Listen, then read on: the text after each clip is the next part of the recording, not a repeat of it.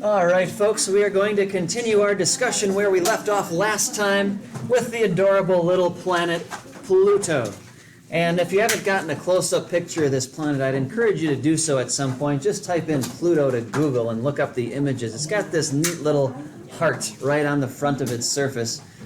Pretty awesome. Pluto is, aside from Earth, I would say my favorite planet. And I know it's officially a dwarf planet. I don't care. I think it should be a planet.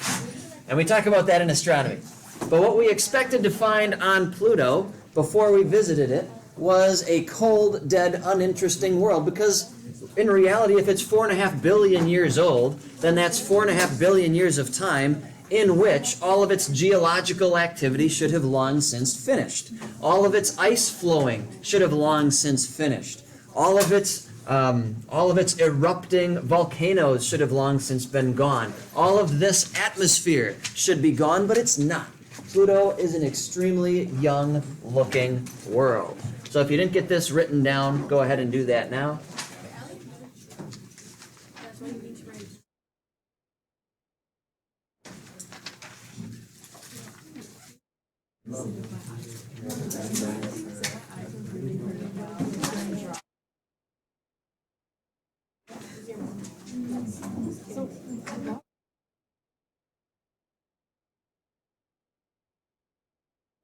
Class was like choosing time, so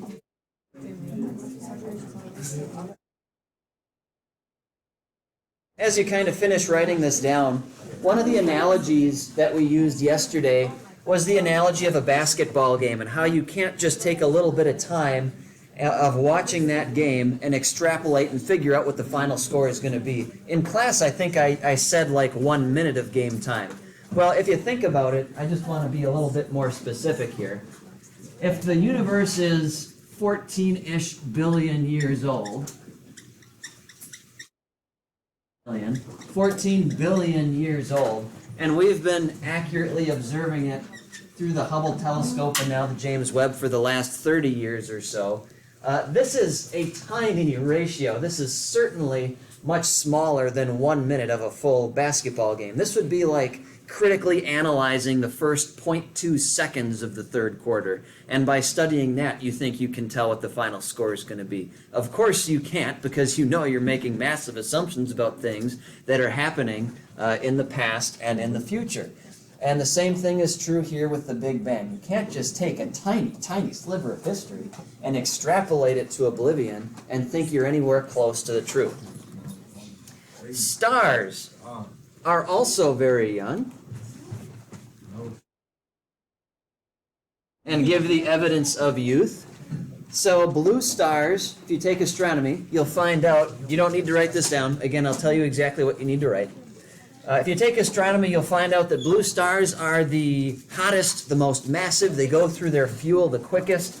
And these blue stars, if the universe was billions of years old, should have long since all been extinguished. And yet we find them everywhere. You look up out into space, you're going to see all sorts of blue stars. Yes?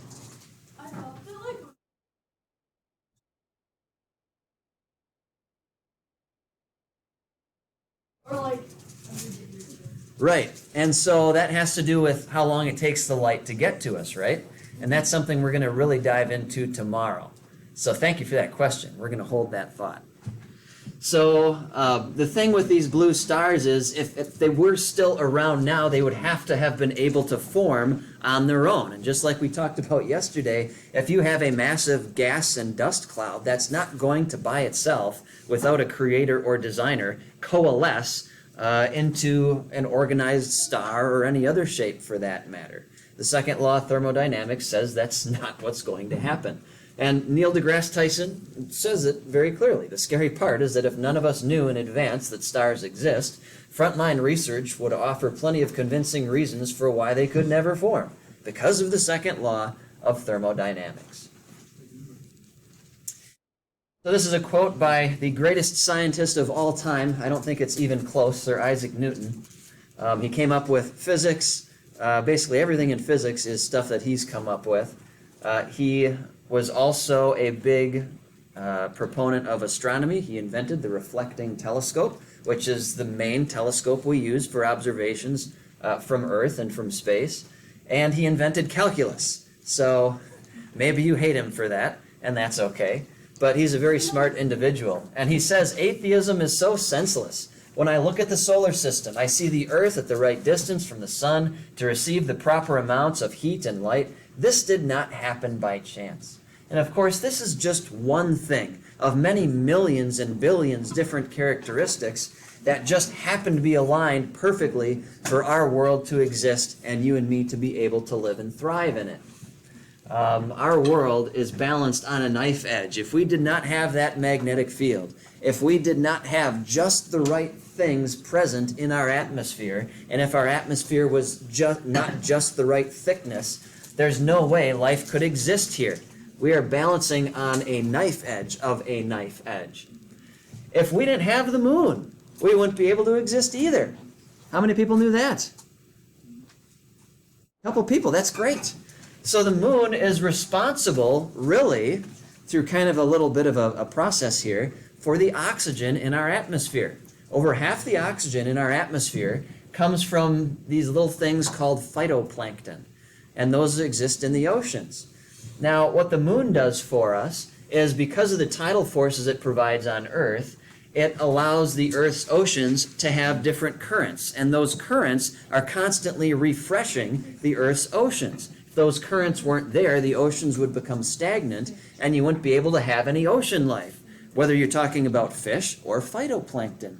So because of the tidal forces that the moon provides, we have this phytoplankton, which provides us with the oxygen we need to breathe. Who would have thought that the breaths you breathe are responsible thanks to the moon? Our sun sometimes is seen and talked about as kind of an average star in an average place, but it's not. Our sun is very well-mannered.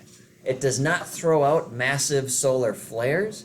It does not have solar prominences that will engulf the Earth and kill us. It is a very mild-mannered star. It is just the right size. It is just the right temperature. It is just the right distance from the Earth to make it so that we could live and thrive here. Yes? Oh, no? No. Okay. Yeah, if you guys have questions or comments, feel free. Our solar system is absolutely unique. And this is something you'll see more by a different scientist in a couple days here. But we have observed planets going around other stars apart from our sun. We call them exoplanets. We've observed, I think, about 5,000 of these right now. And when you map out the characteristics of exoplanets going around these other stars, what we find is that they share no characteristics with the planets that we have in our own solar system. Most of these planets are absolutely massive and are orbiting their stars much closer than Mercury is.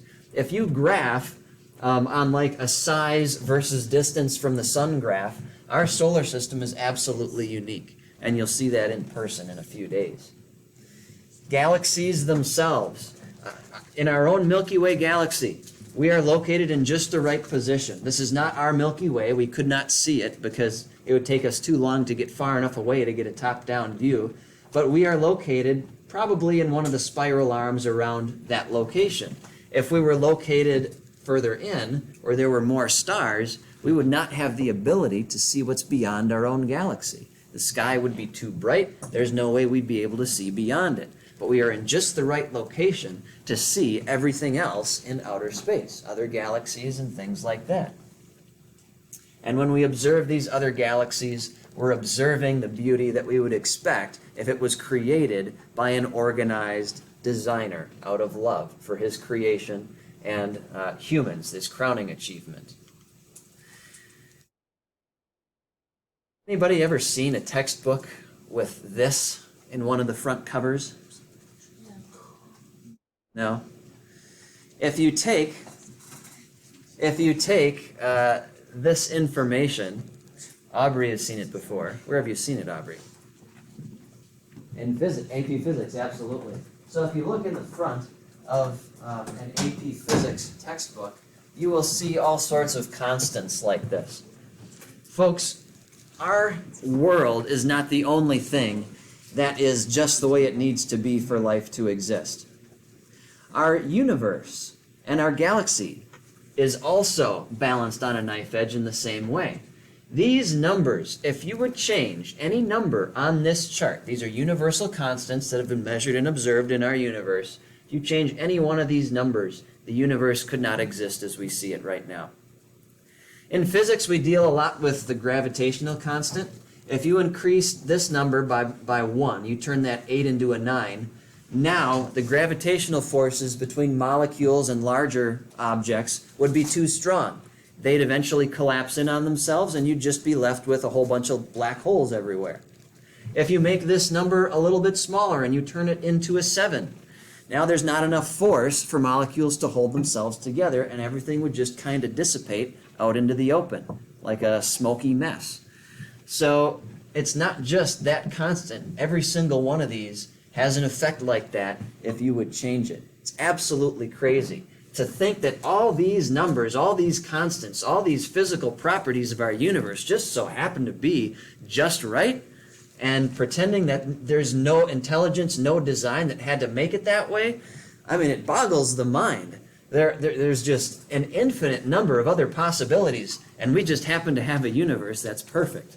It's like that points exactly to a designer, exactly to a universal programmer. But of course, the scientific community doesn't like that notion because their foundational assumption is that there is no God. So what do they come up with when they see this? So they assume that because our universe is just perfect for life, there must be an infinite number of other universes out there where those constants aren't as perfect. And there's an equal number of those universes where life could never have come about. And we just happen to be in the perfect one. How do we know this is true? Well, here we are. And that's the reasoning. It's a big circle of reasoning. And so that's the sort of thing you have to believe if you're going to ignore the fact that everything looks designed and everything looks created. Some people go so far as to say, well, you know, this can't be true. It's just to think that there are all these other universes out there is just crazy. Chances are there is a programmer, but guess who they give credit to that to? Big Bang and aliens from outer space. They say that we are part of a computer simulation that was programmed very specifically because our universe is programmed exactly the way it needs to be for everything to live and thrive and survive. So there's a programmer, but they'll never go to the grand programmer, the God of the Bible, who tells us exactly how and why he made everything. And of course, this doesn't answer any questions either, because if we are the product of a computer program created by aliens, then who created those aliens? And who created those aliens? And who created those aliens? You can't just keep pushing this problem back in time because this Big Bang supposedly happened in the finite past. And so this really answers nothing.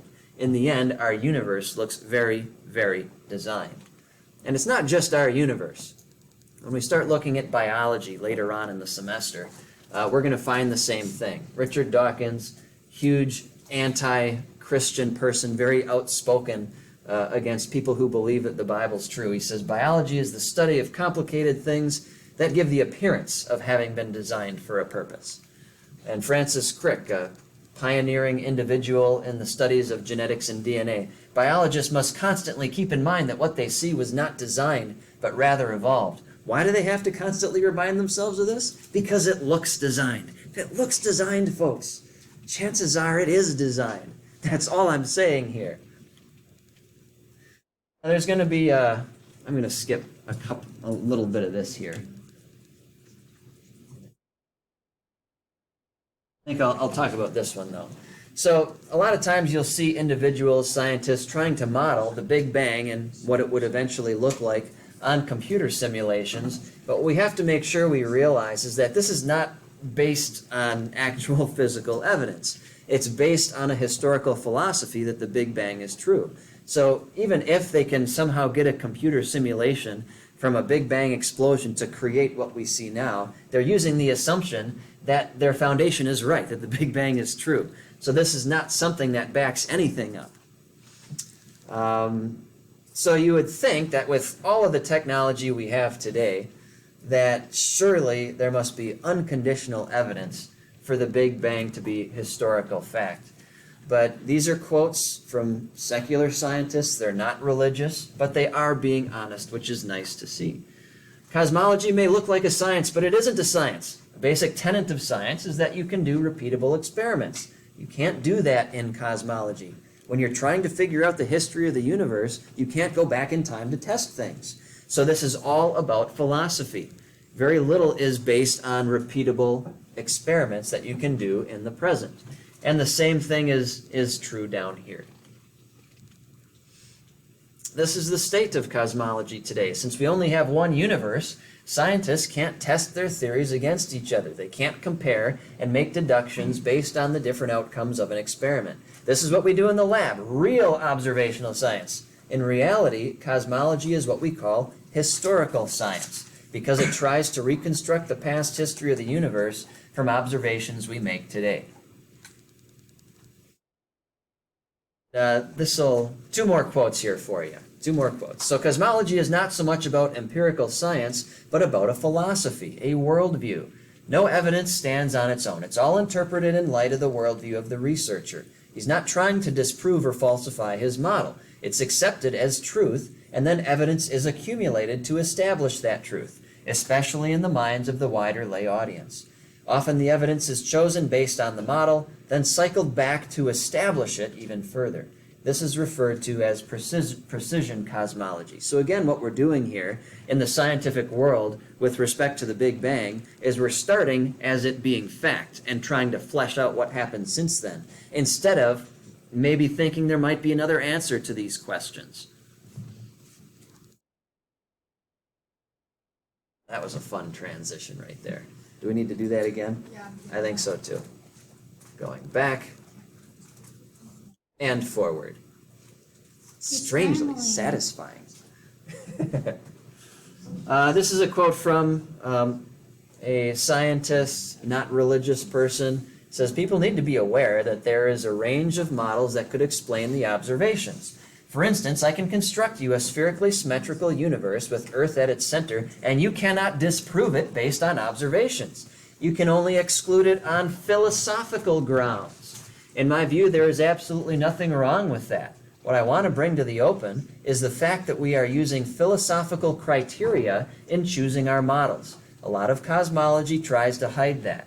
There's this idea when you Google, the age of the Earth, and you try and, figure out what happened at the beginning of the universe, there's this idea that it's all been ironed out and that it's all been proven, but it hasn't. This is all just philosophical ideas that cannot be tested.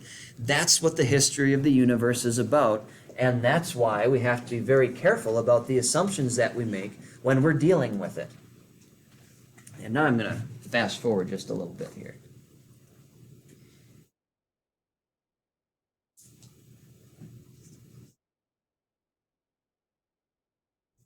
Okay. How many of you have heard of Galileo? Quite a few, that's good.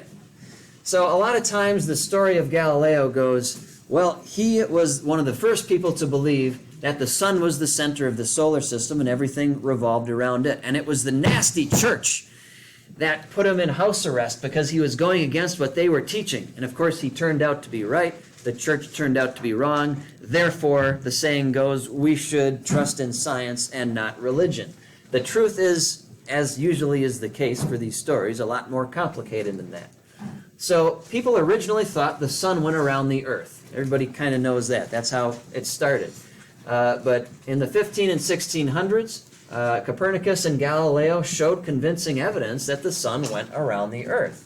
However, the scientific scholars of the day were opposed to this idea.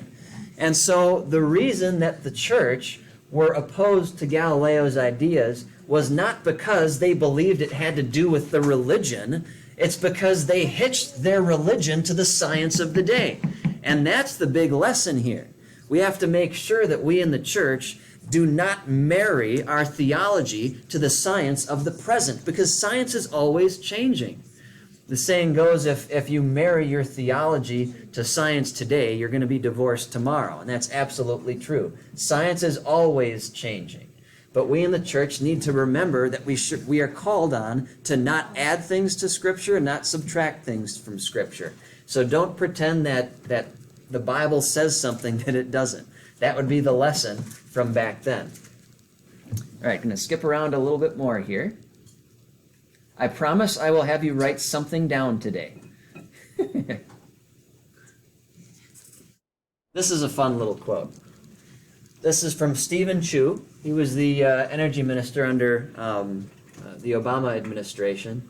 And when he was giving a lecture, he said, "We are closing in on the truth. We now understand nearly all there is to know about the universe, except for a few small details, like what are dark energy and dark matter." Anybody else want to giggle a little bit here with me? So if we understand almost everything there is about the universe, except for dark matter and dark energy, well, that's supposedly 96% of the universe that we know nothing about. And we're going to talk a little bit about these things right now. I like talking about these. These are fun. So this is a galaxy. This is the Pinwheel Galaxy. And you can be found, if you know where the Big Dipper is, it's in that constellation, or near it anyway. And this galaxy has about 1 trillion stars in it. Now, these stars are orbiting the middle of this galaxy right here. They're going around and around and around. Can anybody tell me what direction this galaxy is spinning? Clockwise or counterclockwise? Counterclockwise, yep. So the spiral arms are twisting like this. So if you can imagine these as like pieces of hair, if it's going like this, counterclockwise, those pieces of hair will curl off in that direction.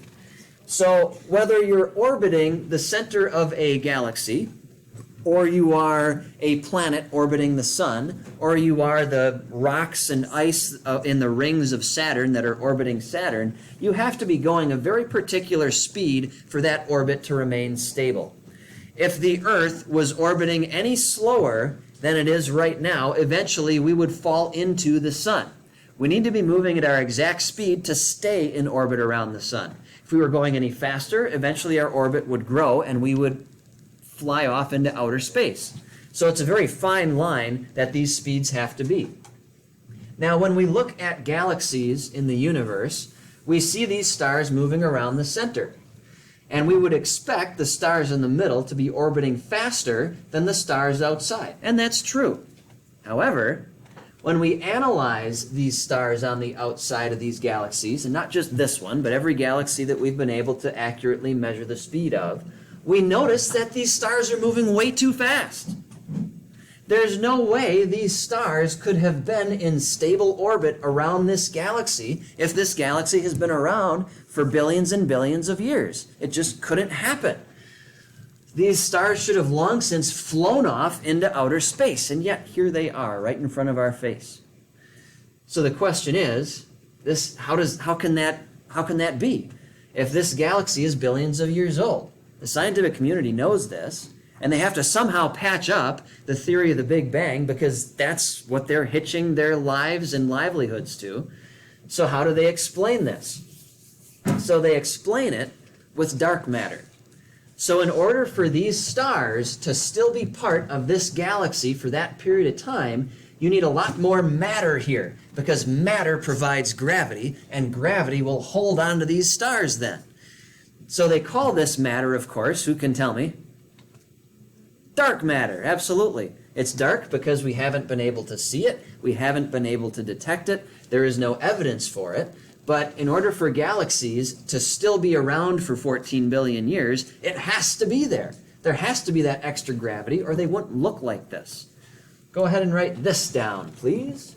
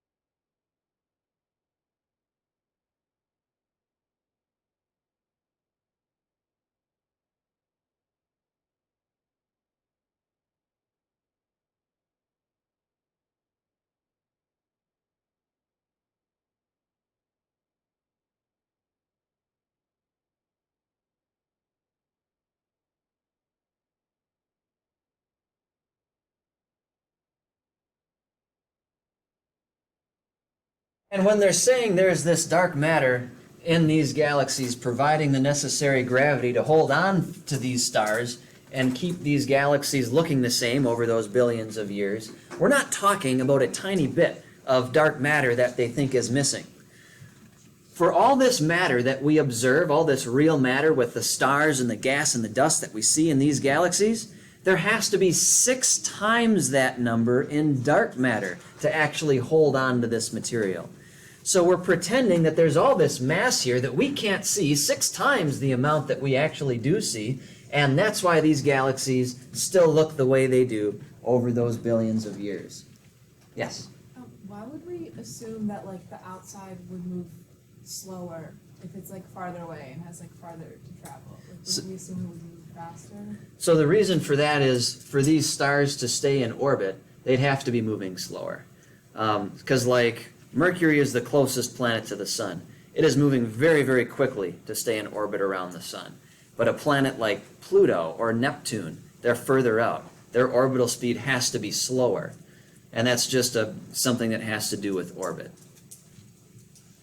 If these stars, like if Pluto was moving at the same orbital speed as Mercury, Pluto would have flown off into outer space because it has to be moving slower in order to remain in orbit. Okay. The further out you get, the slower you have to be going to stay in orbit. Okay.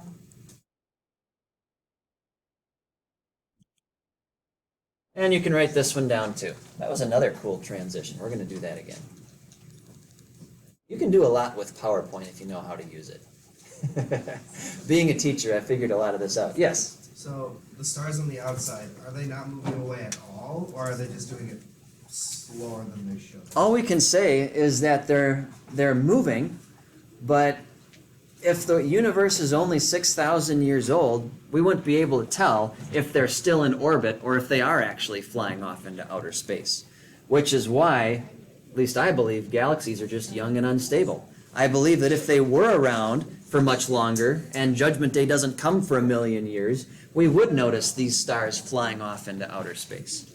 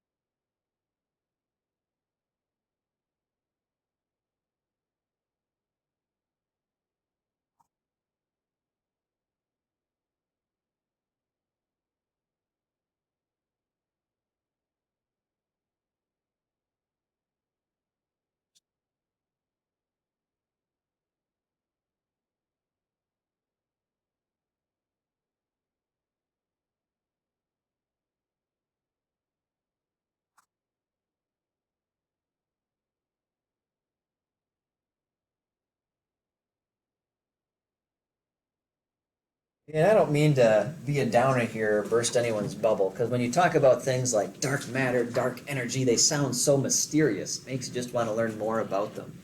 But the only evidence for dark matter is the fact that the Big Bang timeline doesn't work without it.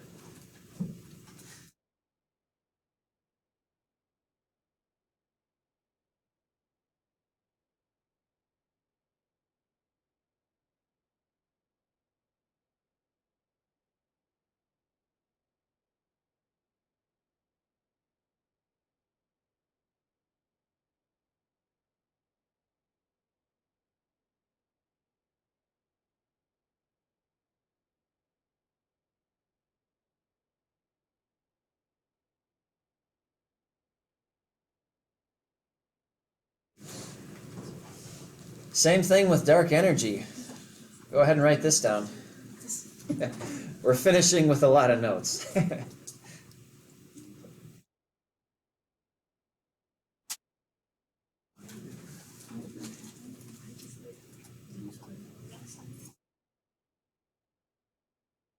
So long.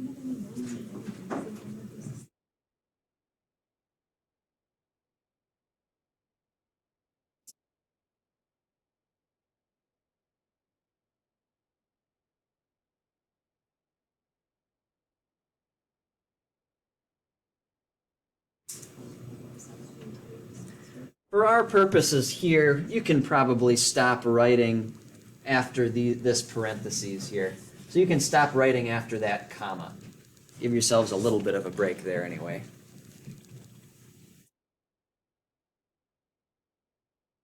So flying apart at an accelerating rate, you can just stop there.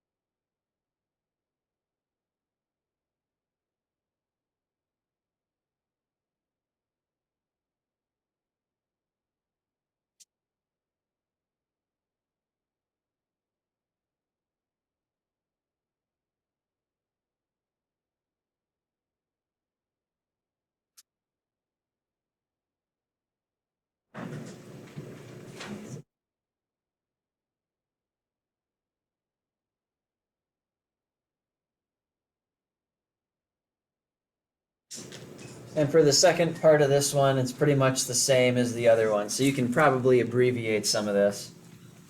The universe is made up of all this dark energy, or it's young and unstable. It's kind of that pattern as we explore these different things.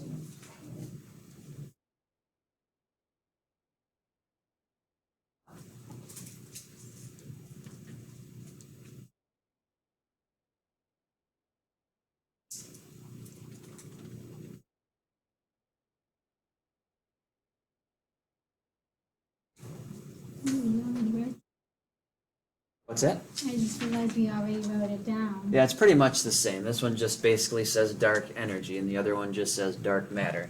But yeah, feel free to put little arrows to say it says the same thing if you don't want to write it all down. That's cool.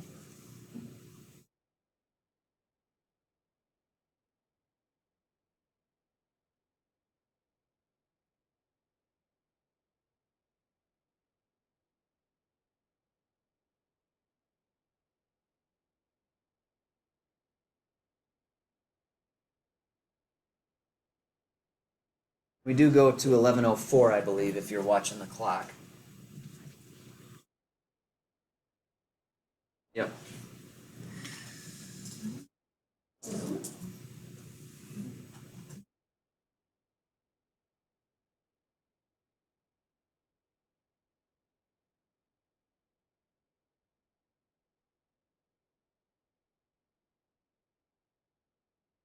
As you finish writing this down, I just kind of want to conclude this with an analogy before we finish today.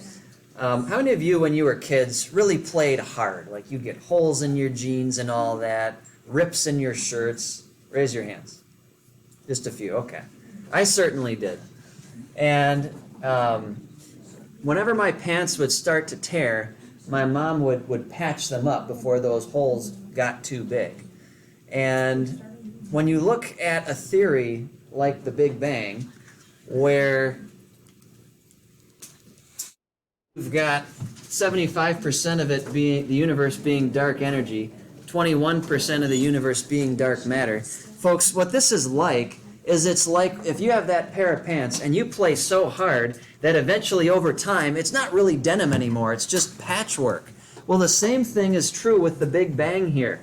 What we have now is we have a theory where it only predicts 4% of what we see in the universe. And the other 96% is patchwork on a theory that really does not hold up to even the most basic scrutiny.